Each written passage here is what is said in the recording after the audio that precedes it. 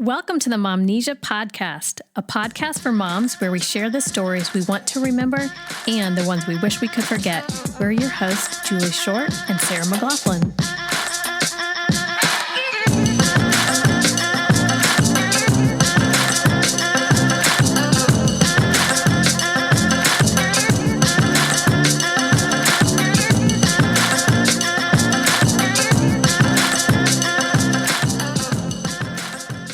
Sarah?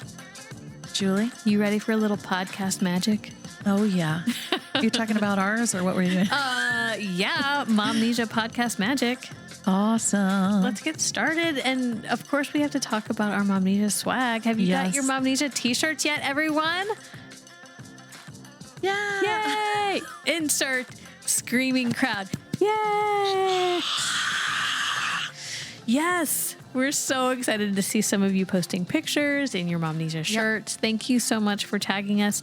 And if you haven't got one yet, go out and get some Momnesia swag. Yes, and please tell everyone how much you love the Momnesia podcast. Mm-hmm. One, it helps get the word out. Right. Two, you're just so cool when you wear this t-shirt. And that's what we're all about. Tank. Looking cool. Yep. Image is everything. That's our big mission. That's our big mission, is to make you all cool. No, it's not. But we do want you to buy a t-shirt. So buy a t-shirt. For the t-shirts. Okay. Seriously. Also, the survey. Let us know what you think of the show in our survey. Okay. And the survey. Make sure you jump on over to our Facebook page. At the top, it's pinned. It'll take you 5 minutes.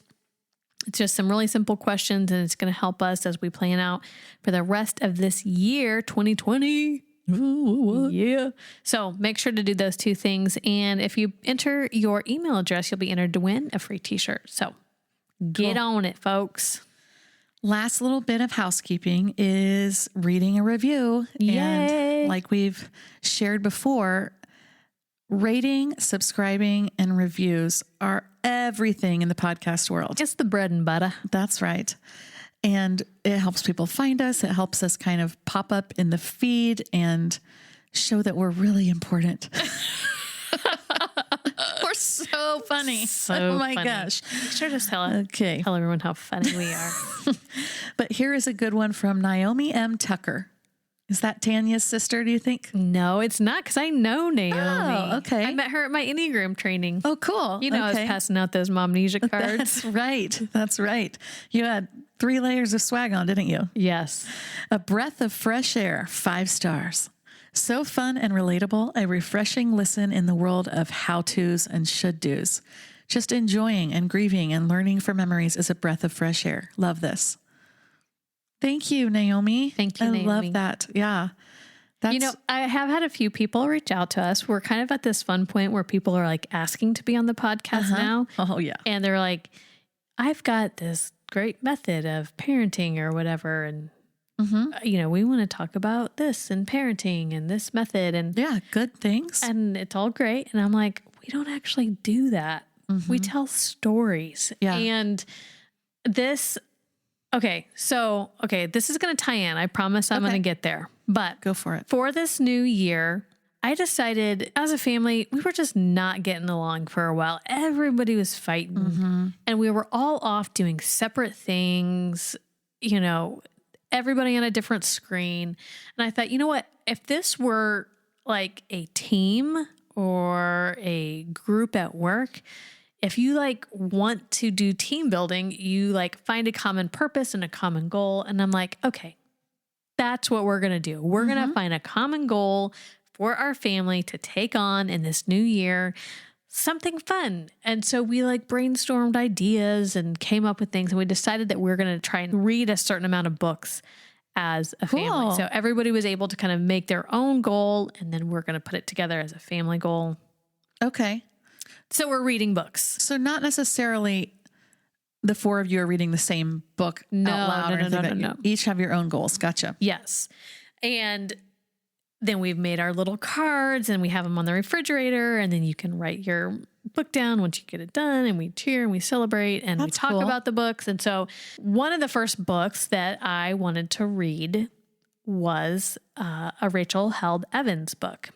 And for those of you who are not familiar with Rachel, she is an amazing writer, blogger, speaker, kind of thought leader within the world of, she's kind of a post-evangelical person within her faith. And she wrestles a lot with faith and tough questions within that and how our faith informs our life.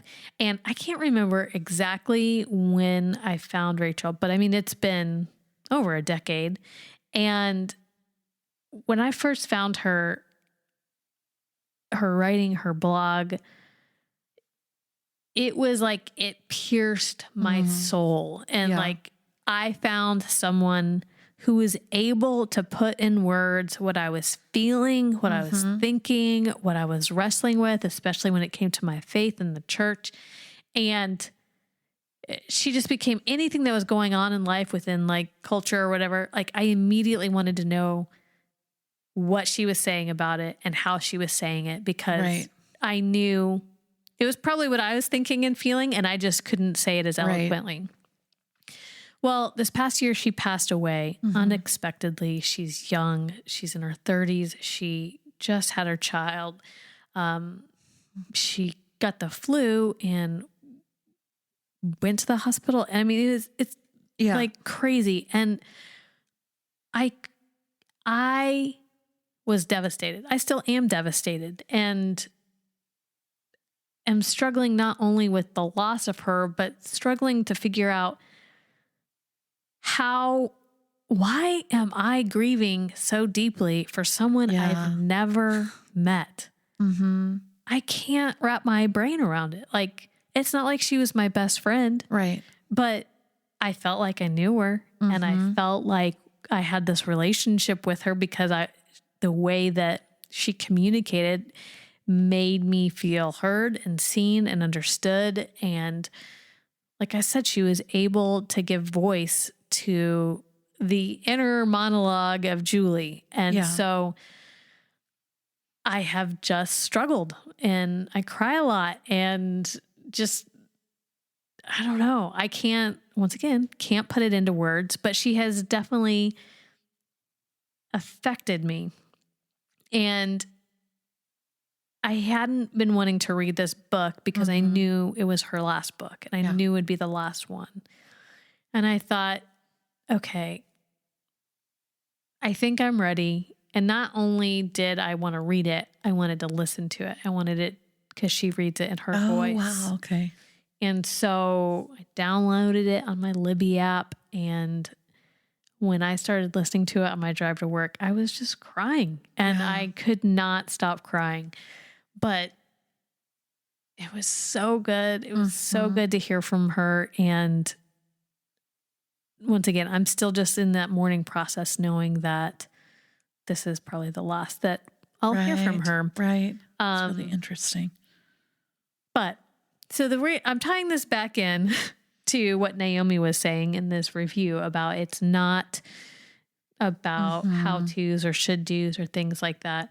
The whole purpose of Momnesia is to create a safe space for people to share their story so that we can build more kindness and compassion and toward one another. If we can get behind that social media curtain and realize that it's probably not the way that we're putting it out there in the world, that we'll have more compassion for each other. And there was this part when she's talking about the biblical narrative and why it's important.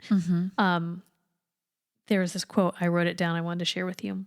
The ability to shape a narrative from your experiences and your ability to connect your story to a greater one is essential to develop empathy or a sense of purpose and well-being.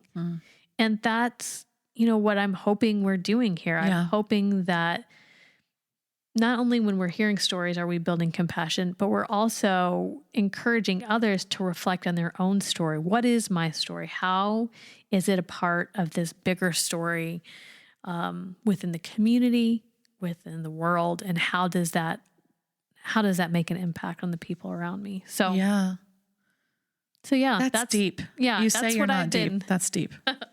well, that's what I've been thinking and wrestling with and reading and just thinking about.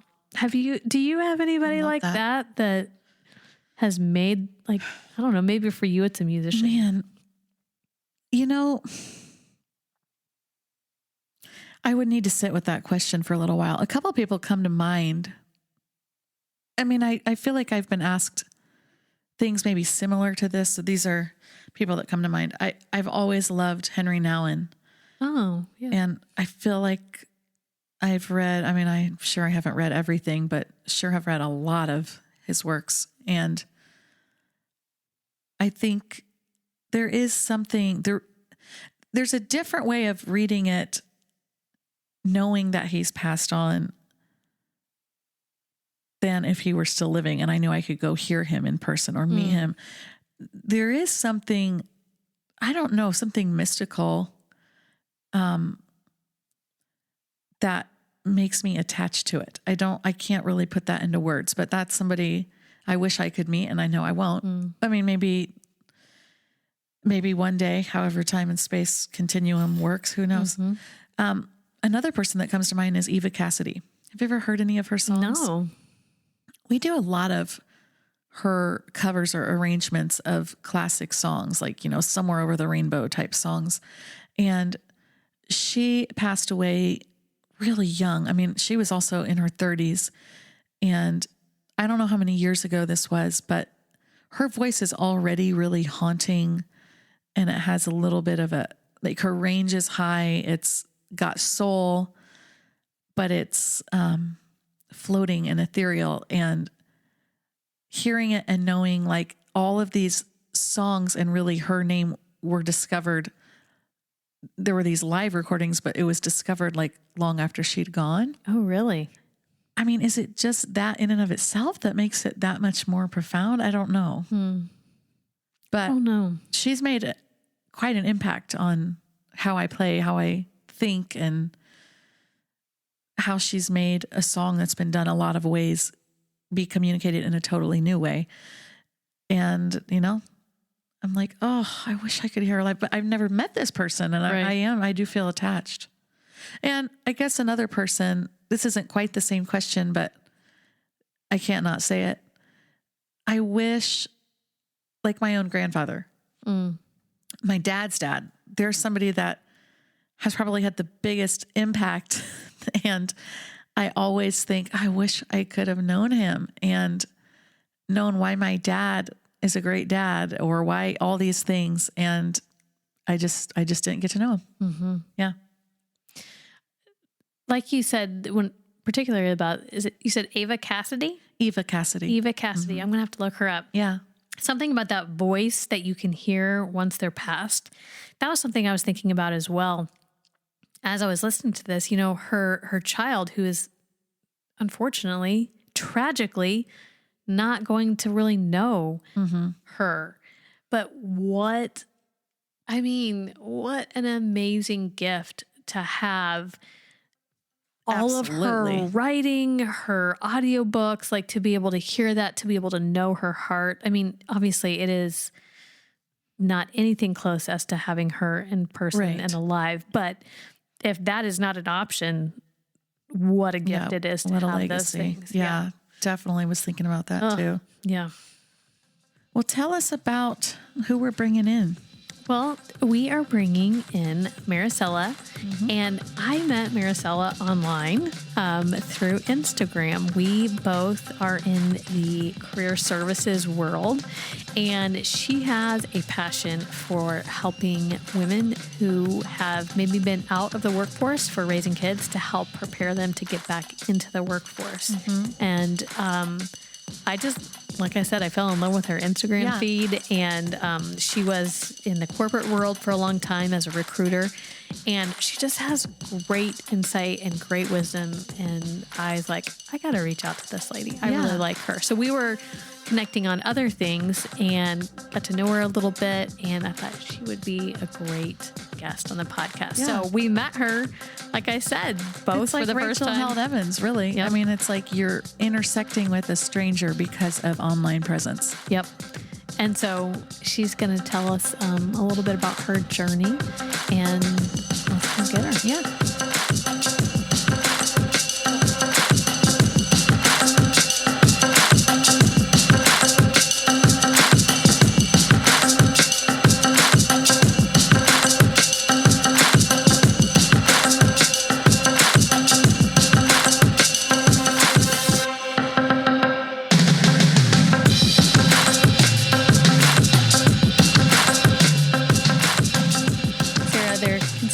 Some downsides to social media, but I can tell you one thing. It has connected me to some really awesome people. And our next guest, Maricela, is someone who I connected with on Instagram. Cool. I love that. Maricela, welcome to Momnesia. Thanks for having me here. I'm excited. Yes, Maricela, I work in the Career Center at Bell State, and so I tend to follow other females who are doing similar things in career preparation. And I saw Maricela's Instagram feed. I can't remember which hashtag. I think it was like career mom or working mom or something like that. And I fell in love with her Instagram feed. And I'm like, oh my gosh, I love this woman. I need to meet this woman. How can I work with this woman? So I reached out to her and I was like, hey, you don't know me, but I'm Julie. I promise we're going to be friends. I promise I'm not a weird stalker person, but I want to be your friend and I want us to collaborate. And so she was kind enough to join us here on the podcast. And little did I know we're both from Arizona. So we started off on a good note by bonding about our love for Arizona. So. I love that. I have to tell you, Maricela, that Julie turned me on to your Instagram. Had I just found this, some other random way, I definitely would have followed. I'm obsessed with it too. For one, you have a beautiful glowing smile, and then your content is really good. Your pictures are great. So I too was pretty smitten with it. Thank you so much. That seriously means so much, especially when you put a lot of thought into what goes into it and the things that you want to say. And so that really does mean a lot. Thank you. Good. Yeah. Good job. Well, tell us a little bit about yourself. Tell us your mom stats and tell us a little bit about your professional career. Yeah. So I am a mom of an almost 2-year-old, which is crazy to think. I'm sure everyone goes through that where you feel like you just had them yesterday. And that's exactly how it feels. It feels like she was just born yesterday. So I have a almost 2-year-old daughter, and first time being a mom, it was just so overwhelming. It's like no one prepares you for becoming a mom, of course. And prior to my daughter, I had worked as a corporate recruiter for almost 10 years. And I worked for a lot of different companies in the tech space, finance, a lot of different industries. And then once I became a mom, I decided that I wanted to focus more on my daughter at that time. And so I decided that I was going to work part-time for my company. And I was really kind of in this weird, I guess you'd say this tug and pull of do I go back to work full time? Do I go back to work part time? Sure. Still and keep doing that, or kind of how do I decide to do that? But yeah, like I said, my daughter's almost 2 and she's great. You definitely trying to keep energies up and chasing her around and whatnot. But she is the reason why I started my business and do what I do now. So, I feel like motherhood has definitely changed me, but it's also been one of those things where it's been a journey in evolving into who I'm supposed to be.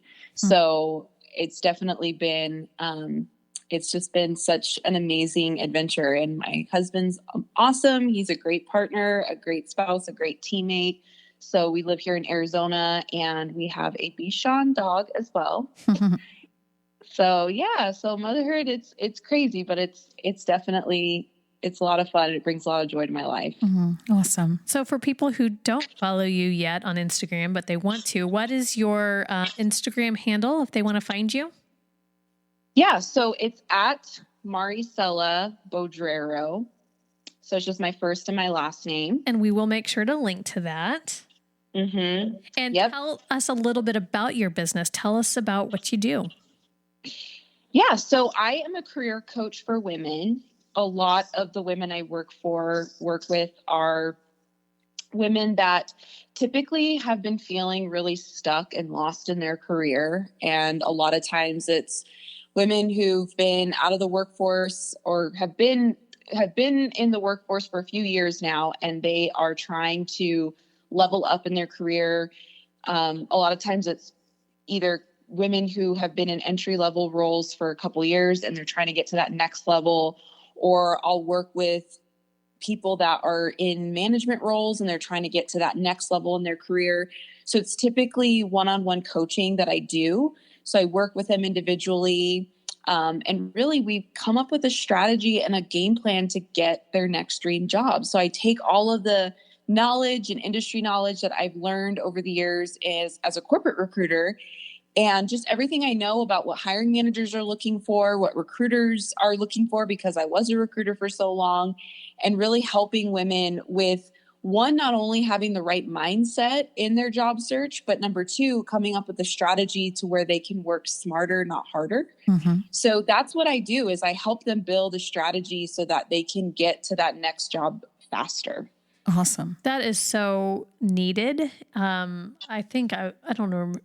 I think I was reading Lean In by Sheryl Sandberg. Mm-hmm. I love I love that book. And it says that, women will not apply for that next level up job unless they meet 100% of the criteria. the criteria needed.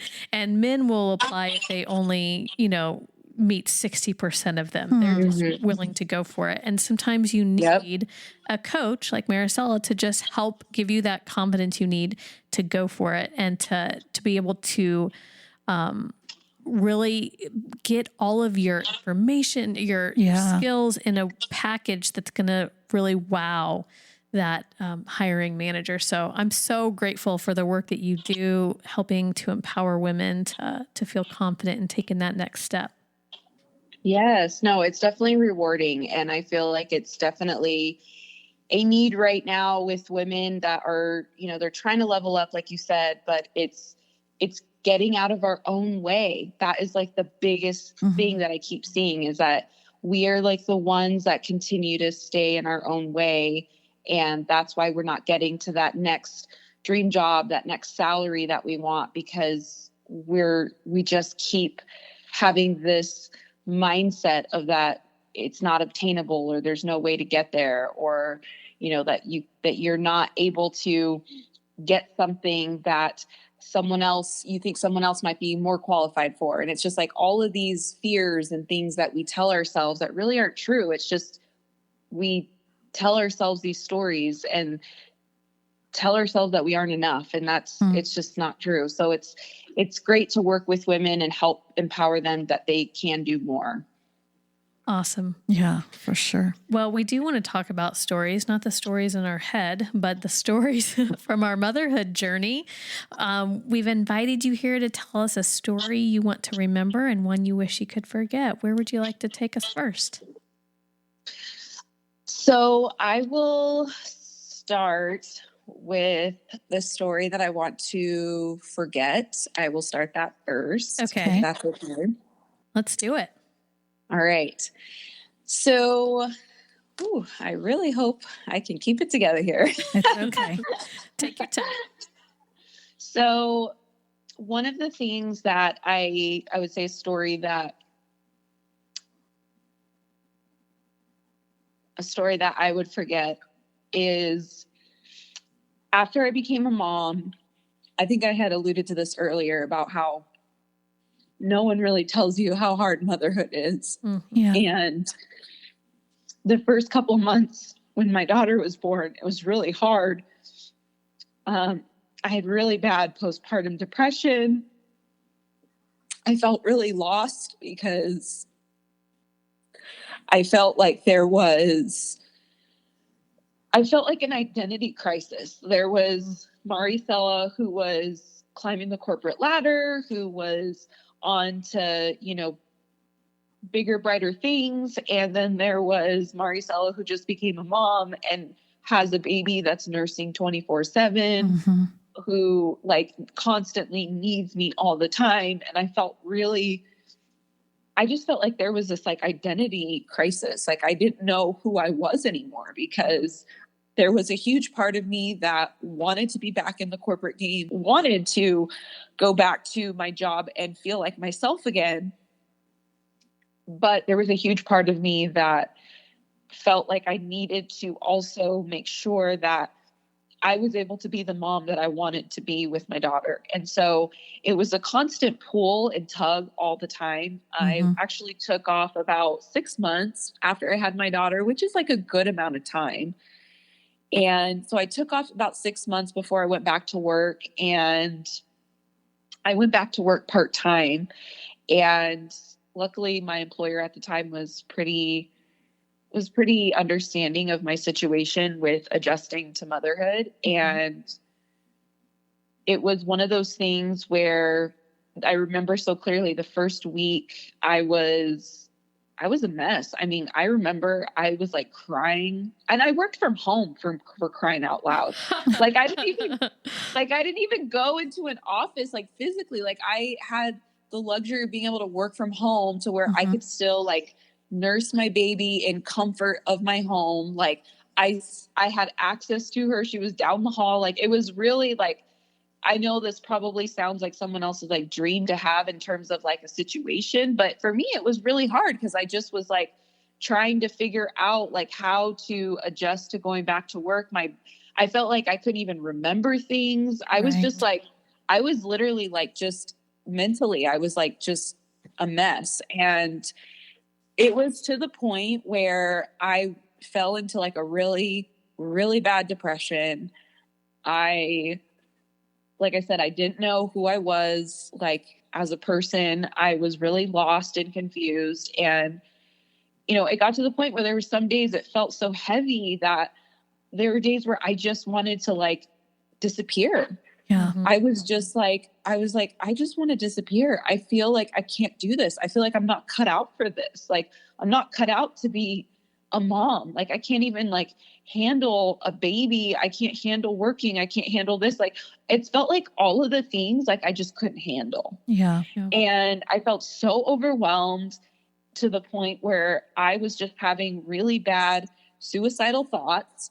And it was awful. It was awful. It was literally such a dark time in my life because it wasn't who I was. It was a person that was drowning in depression and drowning in an identity crisis. And it was just a really dark time because I felt like no one really prepped me for how hard it was going to be to have a child. And once I got there, I felt so guilty, and I felt like I had so much shame for how could I have all of these like negative feelings when all I've ever wanted to be was a mom. Like I've always had this goal of becoming a mom. I've always wanted to have a career and be a mom at the same time. Like all of these things I've like always had aspired to, even growing up as a young age. And here I am with awesome husband, a beautiful baby,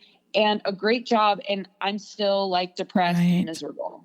And it's guilt on top of guilt, on top of guilt, on top of shame. Yeah. Like it was rough. Yeah. So tell us, when you're in this dark period and not really sure who you are, did you have a support group? Did you have, I'm trying to think of the right words. Like lifelines? Yeah. Did you have people in your community that you could reach out to, or how did you work your way out of that? And work your way out is not the best word. I know that, because you can't really work yourself out of a depression. What were some of the steps you took to take care of yourself? So, and I'm glad you asked this because there's definitely light at the end of the tunnel in this story. But yeah, so because I was so low, I knew I had to talk to somebody. I knew like something had to change. And step one for me was to go to therapy. Like, therapy, hands down, is the best thing ever. Yep. And I not only went to therapy, I actually went to a postpartum therapist that specialized in postpartum for moms. Because there were a lot of things that a lot of tools and things that she gave me that were so specific to what happens to a woman's body and a woman's psyche, like after she has a baby. And it was so so just enriching to talk to someone who was a professional specifically in the field of like motherhood. Yeah. And she had 2 kids. Like, she understood it from like a personal level, but she also from like that psychological background, like she understood the things that were happening to me, to my brain, were happening to me like psychologically, and how there was this like kind of these inner issues that were just causing a lot of this pain.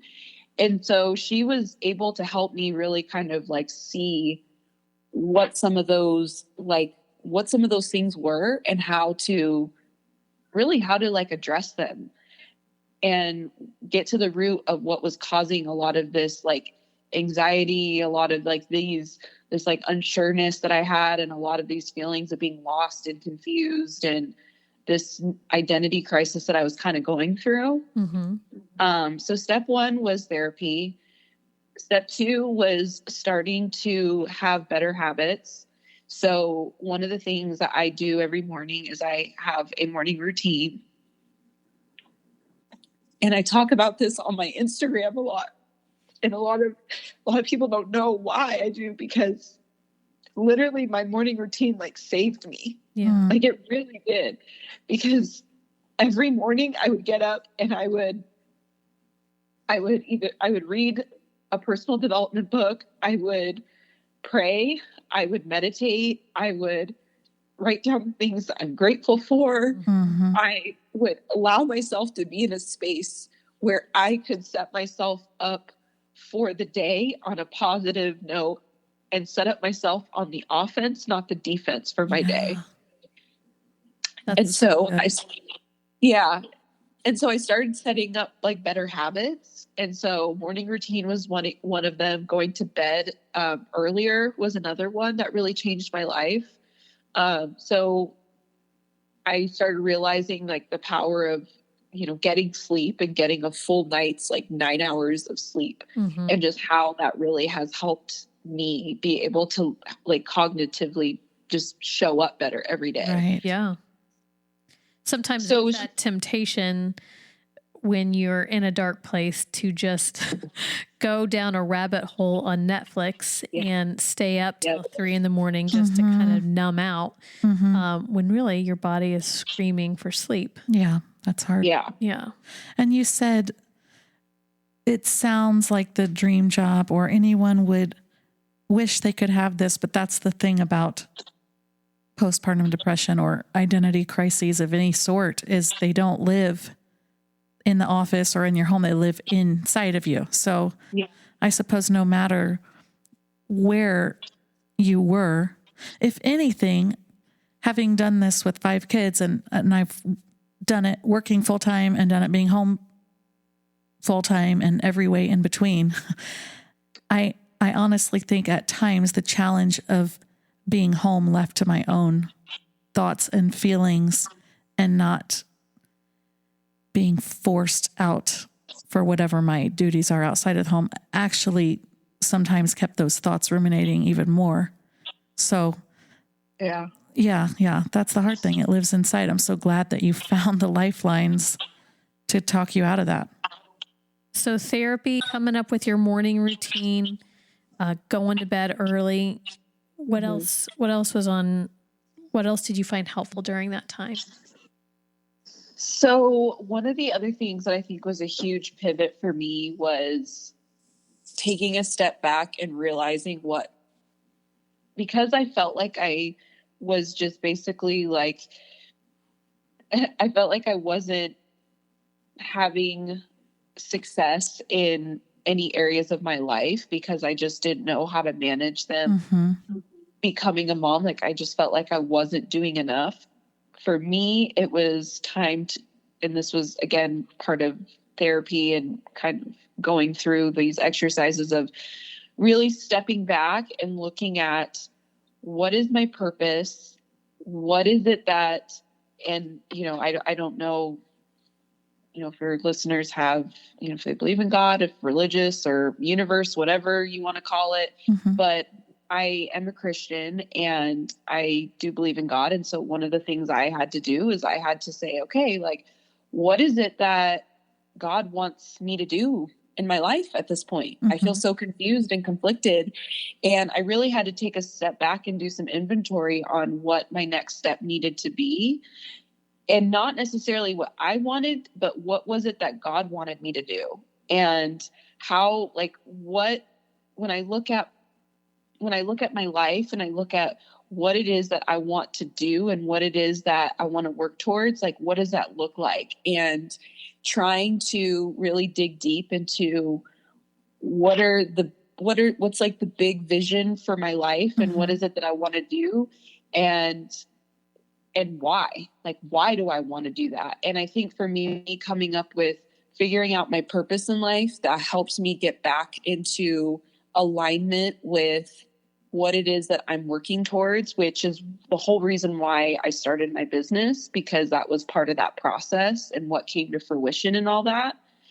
And so it's just kind of another testament as to when you have like these dark times that you want to forget about, I guess, but it also led me down a path to kind of rediscover what I needed to, a different path that I needed to be on.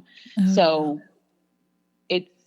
I would say that was like one of the biggest things that I did, is really did some deep work in looking at what my purpose was, what I needed to figure out what my why was, and really dig deep into living more intentionally, to be honest. And were you doing all this work with your counselor? Was she the one that was kind of guiding you through this process of rediscovery, or was this something you were doing on your own? So she prompted me with some thoughts and things that I definitely took as like nuggets to explore. But another avenue that I think really helped is I actually went to a personal development conference earlier this year, and I had a friend that invited me to go, and I decided, I would love to go. And the person that was putting it on was someone that I had just started following. I had read a couple of his books, and I had just started kind of diving more into personal development. And so once I had kind of plugged into that, I started to realize that that some of the things that I was feeling, that this wasn't the end game for me, that I could work through this and I could overcome a lot of the things that I was struggling with. But it was on me to like really dig deep and figure out and do the work to like get there. And I needed to start with my mindset. That's really what really changed it for me, was my mindset. Who was what was the personal development conference that you went to? It was a Brendan Burchard conference. Oh, I haven't heard of that. Me either. Yeah. You said you read some of his books, or what would be a good one to get started for people who are interested in doing some mindset work? Yeah, so he has a couple, but I would say that he has a book called Motivation Manifesto is really good. Cool. He also has another book that's a habits book. Trying to think, I just read it not too long ago. And we can always look it up. And High performance habits. There you go. I was like, wait a minute. Okay. Habits. I was going to say the 7 habits of highly successful people. I'm like, but that's not the right author. Right. Another good one though. High performance habits. Yeah. So he's really big on high performance, and he did studies for like 10 years and studied how high performers, how they operate their day and what type of habits they have based on all this research and studies. And he put it in this book to give people tools and techniques and things that they could do to change their lives so that they can perform better in their life. Okay. So, yeah. So I really like that book. I felt like that one was a really good, like, starter book to read by him. Cool. And tell us, how are you doing now? Where are you at in your journey at this point? Yeah. So honestly, I am doing great. Like I was saying earlier, because of that whole experience, I realized that I do have worth. I do have that motherhood is something that everybody struggles with becoming a mom, that it's not just me. Yeah. Right. And I also learned that my career is not actually my identity, that it is definitely something that I do. And it's part of my life in terms of the things that I get to do and the women that I get to serve, but it's not who Maricela is. And I also learned through this whole experience is that at the end of the day, like, my daughter, if I want my daughter to be a strong, independent, and I want her to emulate some of the characteristics that I would like for her to have, I have to make sure that I'm showing her those things. So it has to start with me. So I need to make sure that my headspace is right. I need to make sure that I continue working on making sure that my cup is filled and that I have the things that I need in order to give to her. Yeah. So I think in that time, I was just constantly giving to her. And I just wasn't thinking about how I could make sure that I was taking care of myself.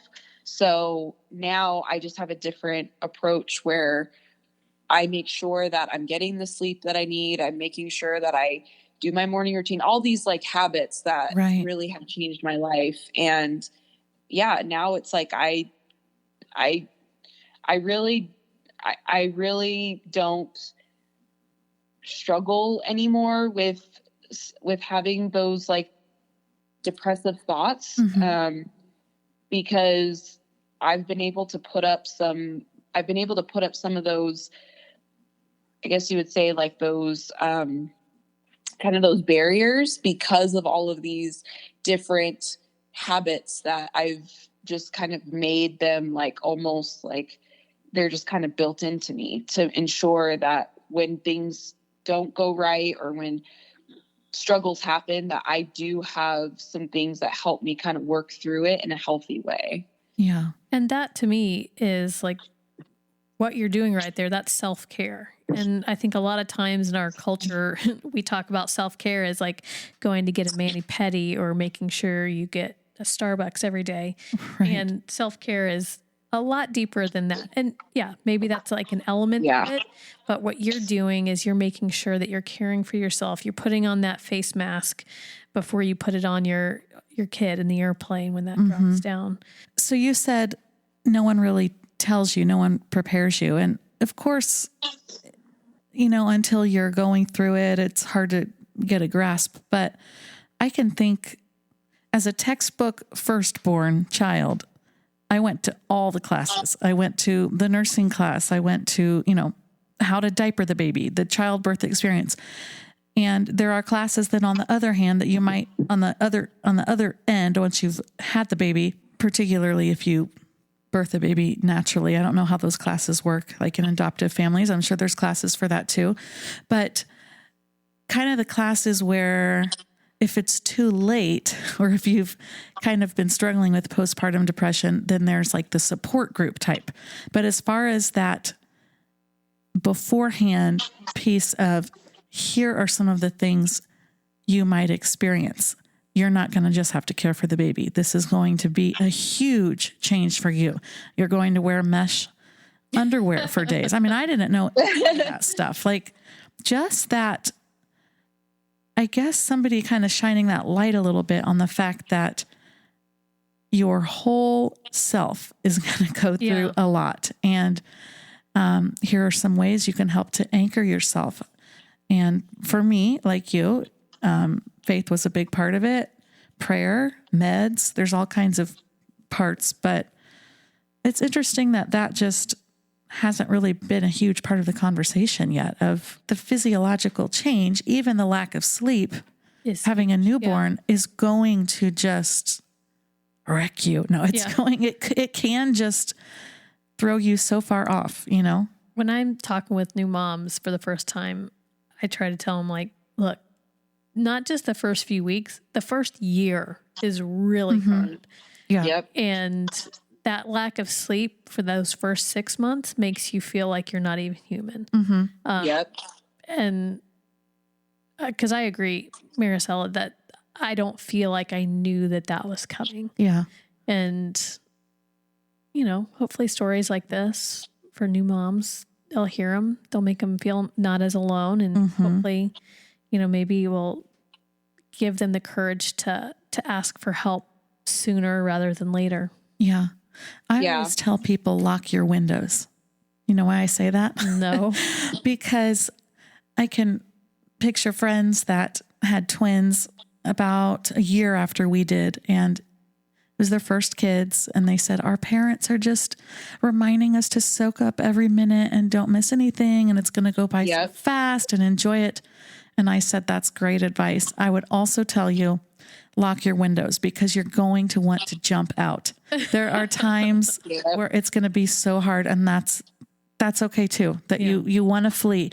Almost like the conversation, maybe I'm going back, should have been, give yourself permission to feel all of those things, that good things can feel like hard things. Yep.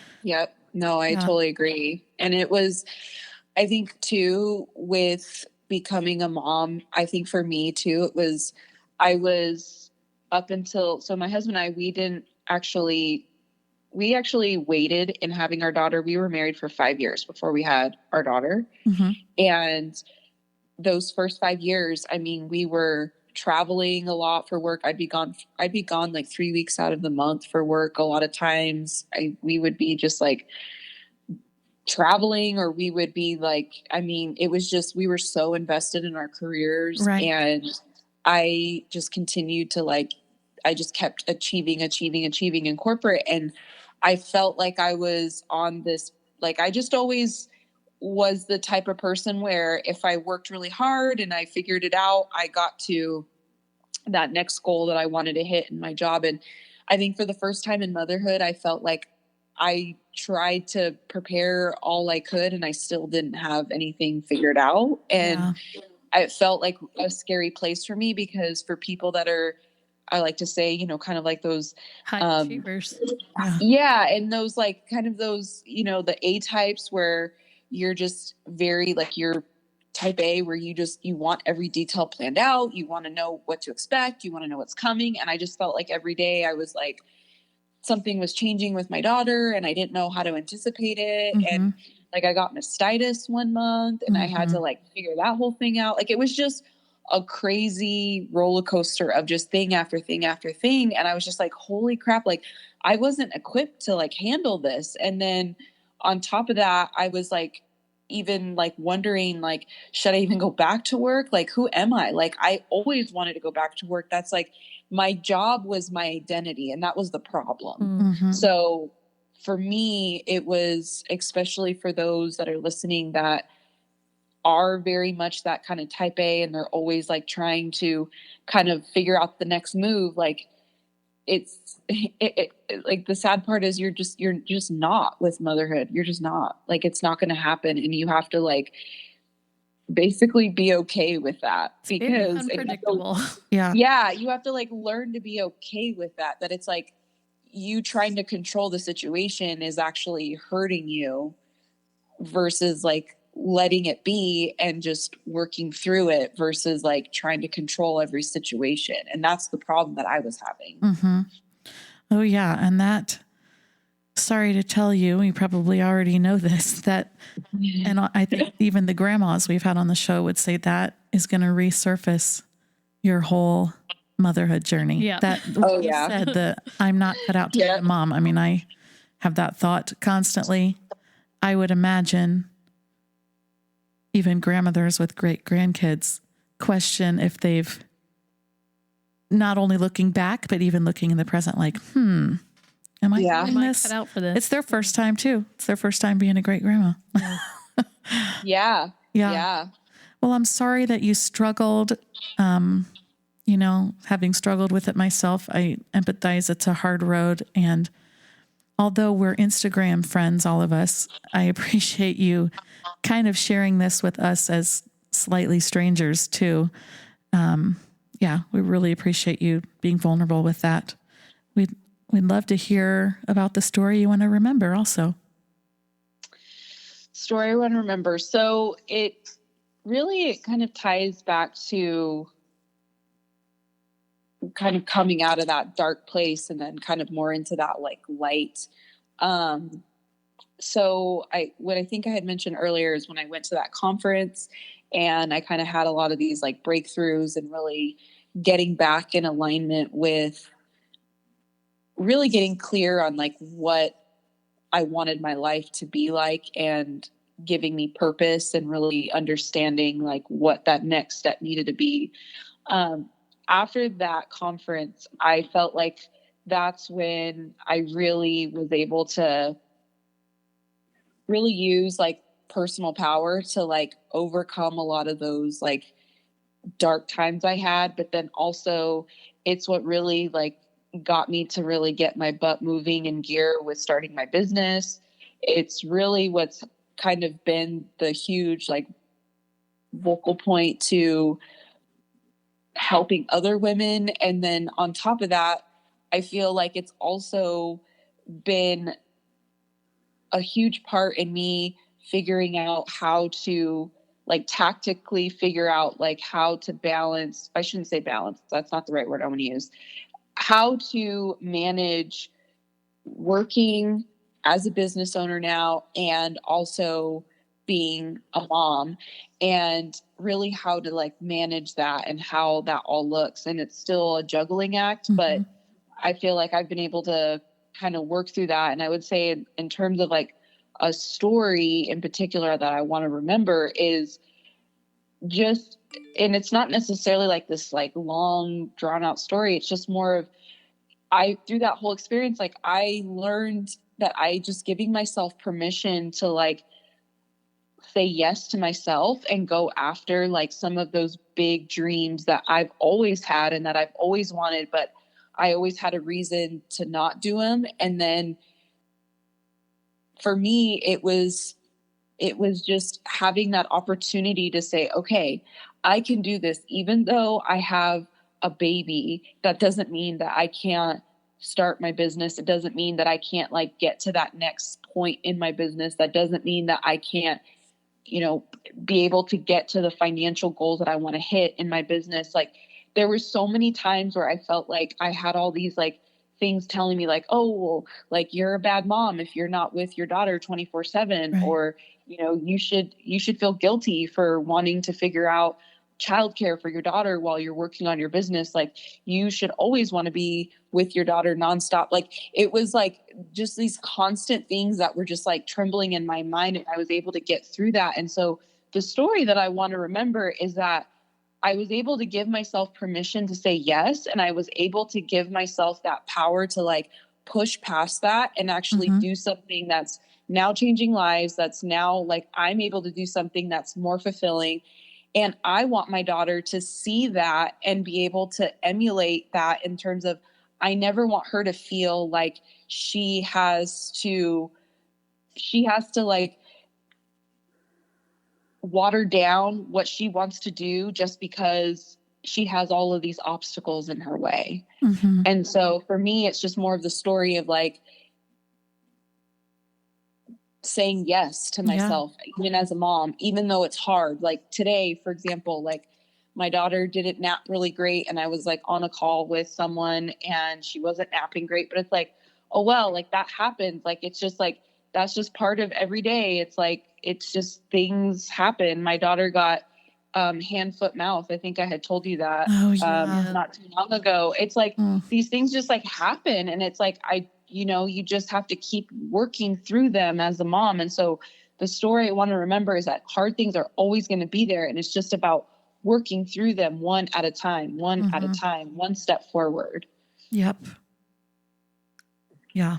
And I think that's hard to remember, especially when, like you said, you're a high achieving person, and when things have come so easily beforehand, having to adjust, that can take a while. But knowing that each step is something that you can learn from, or it can move you forward. It may feel like you're going backwards, but as long as you can learn from it and learn how to move forward, it's all part of that great story. Mm-hmm. And like you said, your daughter's watching and other women are watching, and they can see, oh, Maricela has struggled, but look, she's still moving forward. Mm-hmm. Maybe I can too. And, that's the great part of being able to share our stories this way, is that it gives hope to others that may be in that dark place. You can be that light and that reminder that things do get better, even when you're in a dark place. Yeah. And thank God it, I'm sure, felt very long to you. And yet I'm just thanking God right now that your daughter is just under 2, right? Yeah, she literally turns 2 in next week. Okay. So, cheers to you that you've done a lot of that hard work early. You're not getting to sending off. I feel like some of these things are things you hear when somebody sends their child off and then they're empty nesting and they're going, wait, who am I? Yeah. So you're doing that hard work early on, which is so great. Yeah. I think that it's I feel like if you haven't had an opportunity to sit back and really look at who you are as a person, what it is that you want in life, because one thing I've learned through that whole trial and through that whole story is that we only have one life to live. We have one life, mm-hmm. and we better freaking live it to its fullest, because no one really knows when our last day is here. Right. And so it's our job to make sure that every day we live intentionally and every day we play full out, because you just never know what could happen. You mm-hmm. just never know. Yeah. And true. I don't want to wake up. I don't want to wake up one day and be like, did I even live the life I wanted to live? Or was I just miserable every day? And I just kind of went through the motions in life. I don't want to live that way. Mm-hmm. So for me, it was trying to really get to really understand that. And also I want my daughter to see that too, because that's something I would want for her. I would want her to live her life and live it on her terms and live fully. That's really what I would want for her. Yeah. And I'm sure with your morning routine, you're able to keep that goal crystal clear and be reminded each day of what you're called to do. Yeah, I'm convicted on that. That's one of my worst habits, is getting to the end of the day, especially, I kind of joke about it. It seems like someone is always awake in our house. The little ones get up early and the older ones want to stay up late. And so I justify, I justify that getting that alone time at the end of the day is self-care, being alone. But really, when it's taking away from sleep, I need to carve that out elsewhere. Yeah. Yeah, I'm convicted about that. All right. You've saved one mom right there. Yeah. The life changer, it really is. It is. Yep. Well, thank you so much, Maricela, for being with us today. And we're going to go out like we always do with the mom seat. Are you ready for the mom seat? I am ready. Okay. Good. Here we go. Disposable or cloth? Disposable. Bottle or breast? Breast. Pinterest mom or Amazon Prime mom? Amazon Prime mom. Jeans or yoga pants? Yoga pants. Top knot or ponytail? Ponytail. Home birth or hospital? Hospital. Chore chart or managing chaos? Did you say chore chart? What did you say? Yeah, chore chart For her or little maybe sweet your under 2-year-old 2-year-old. may not have a chore chart yet. Big enough No, on the but vacuum. I'm all about like orders, so I would pick chore chart. Okay. Yes. Okay. Gender reveal or find out when it pops out? Gender reveal. Instagram or Facebook? Instagram. Homemade or store bought? Ooh. Store bought. Lullabies or sound machine? Sound machine. 5 servings of veggies per day or per month? Per day. Good job. President of the PTA or I'll send in some goldfish? I'll send in some goldfish. Bubble bath and a good book or girls' night out? Girls' night out, always. Weekly meal plan or McDonald's drive-through? Did you say weekly meal plan? Mhm. Yes. Yes, weekly meal plan Okay. for sure. Homeschool or go to school? You know, I'm really torn on that one, to be honest. We won't I hold really- you to it. I really am. We'll make you answer. I really am torn on. So, I mean, I'm like torn, but if I have to pick one right now where I send to school or go to school. Okay. In your home, are you free bird or robed up? Free bird or what? Robed up. Are you walking around naked or do you have your robe on? Oh, gotcha. I have my robe on. Okay. What is your favorite parenting resource? Oh, definitely taking care of babies for sure. Oh my goodness. Sleep training, the best thing in the world. Okay. Okay. And favorite place to buy kids' clothes? Zara, I'm obsessed. I am too. We are I love too. it. We love Zara. Obsessed. And that is the mom seat. Good job. Congratulations. Woohoo! I made it. You did it. You did it. Great job. Well, thanks so much, Maricela. Yes, thanks for having me. This was so fun. Yeah. And we will make sure to link to everything so people can go follow the good work that you're doing. So great to meet you and thanks for being on the show. Thanks for having me.